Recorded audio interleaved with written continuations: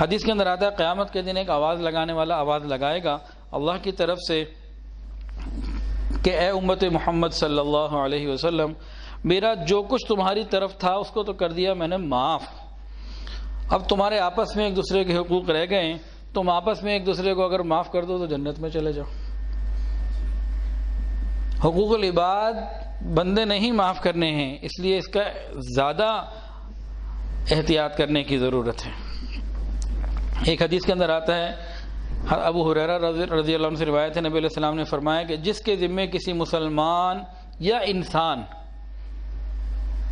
کافر کے بھی حقوق ہیں، مسلمان یا انسان کا کچھ حق ہو اس کی آبرو کے متعلق یا کسی اور کسی قسم کا، تو آج معاف کروا لے اس وقت سے پہلے کہ جس وقت اس کے پاس نہ درہم ہوگا نہ دینار۔ درہم اور دینار کو آج ہم اپنی زبان میں بول دیں، نہ روپیہ ہوگا نہ ریال ہوگا نہ ڈالر ہوگا نہ یورو ہوگا، نہ سونا نہ چاندی۔ تو آج کسی سے معاف کروا لینا آسان ہے۔ ایک صحابی سے نبی علیہ السلام نے صحابہ سے پوچھا تم جانتے ہو مفلس کون ہے؟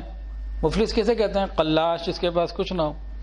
مفلس کون ہے؟ صحابہ نے فرمایا کہ جس کے پاس نہ درہم نہ دینار کچھ بھی نہیں ہے، وہی مفلس ہے۔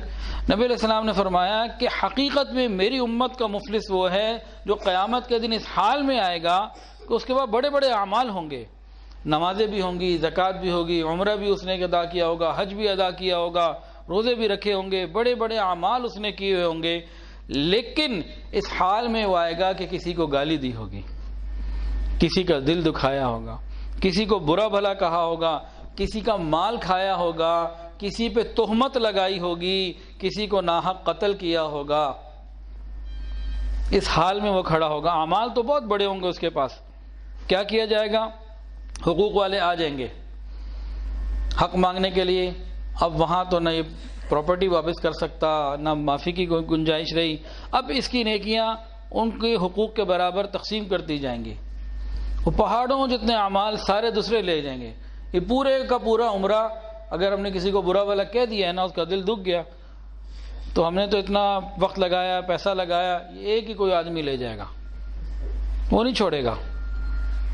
جب نیکیاں تقسیم ہو جائیں گی، حقوق والے ابھی بھی ہوں گے کیونکہ ہر ایک سے لڑتا تھا، ہر ایک کے ساتھ بدتمیزی، تو اب کیا ہوگا؟ اب حقوق والے آئیں گے، اب اس کے بعد دینے کے لیے کچھ نہیں، اب دوسروں کے گناہ اس کے ذمہ ڈالے جائیں گے اور وہ جنت میں چلے جائیں گے، اس کو اندھا منہ جہنم میں پھینک دیا جائے گا۔ یہ کون ہوگا؟ جو بڑے بڑے اعمال کر کے اللہ کے حضور پیش ہوا ہوگا، بڑے بڑے اعمال کر کے اللہ کے حضور پیش ہوا ہوگا، یہ وہ شخص ہوگا۔ تو بہت خطرے والی بات ہے، بہت فکر والی بات ہے۔ حدیث کے اندر آتا ہے المسلم من سلم مسلمان وہ ہے جس کی زبان اور ہاتھ سے دوسرا مسلمان محفوظ رہ سکے۔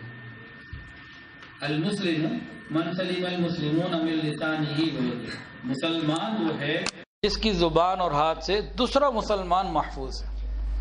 عام طور سے اس حدیث کا ترجمہ یہی کیا جاتا ہے، لیکن محدث کبیر حضرت مولانا انور شاہ کشمیری رحمۃ اللہ علیہ اس کا ترجمہ اور انداز سے کرتے ہیں۔ فرماتے ہیں کہ مسلمان ہی وہ ہے، فرماتے ہیں مسلمان ہی وہ ہے جس کی زبان اور ہاتھ سے دوسرا مسلمان محفوظ رہ سکے۔ اب ہم غور کریں کہ ہماری زبان سے دوسرے ہمارے مسلمان محفوظ ہیں؟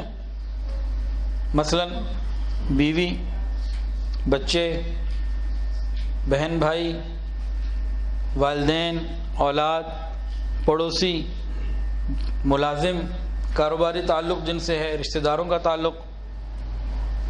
اگر ہماری زبان اور ہمارے ہاتھوں سے دوسرے محفوظ ہیں تو الحمدللہ اللہ کا شکر ادا کرنے کی ضرورت ہے، اور اگر نہیں تو پھر تو بھی ہم خطرے میں ہیں، بہت بڑے خطرے میں ہیں۔ المسلم من سلم المسلمون من لسانه ویده او کما قال علیہ الصلوۃ والسلام۔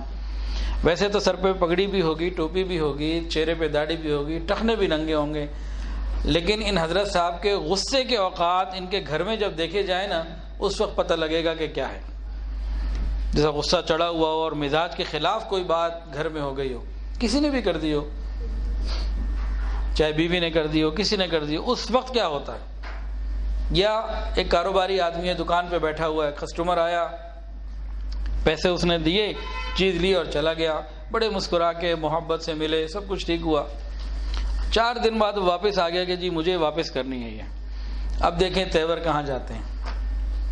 اخلاق تو اب معلوم ہوں گے، اس وقت تو اخلاق نہیں تھے، وہ کاروباری اخلاق کا اللہ کے یہاں کوئی درجہ نہیں۔ اخلاق اب معلوم ہوں گے جب وہ چیز واپس لے کر آئے، جب آپ کی خواہش کے اوپر جو ہے نا ضرب پڑ رہی ہو، پتہ اس وقت لگتا ہے۔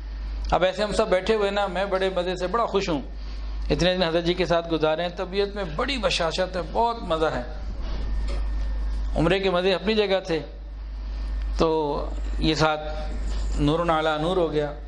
تو ابھی آپ نہیں محسوس کر سکتے میرے اخلاق کو کہ جی کڑے یا کیا اچھے ہیں جی، بڑی اچھی بات کرتے ہیں، نہ نہ نہ، یہ تو معاملہ پتہ لگے گا جب کوئی معاملہ ہوگا، کوئی لین دین ہوگا، جس وقت میرے کسی مفاد پر زد پڑ رہی ہوگی اس وقت پتہ لگے گا کہ اندر اخلاق کتنے ہیں۔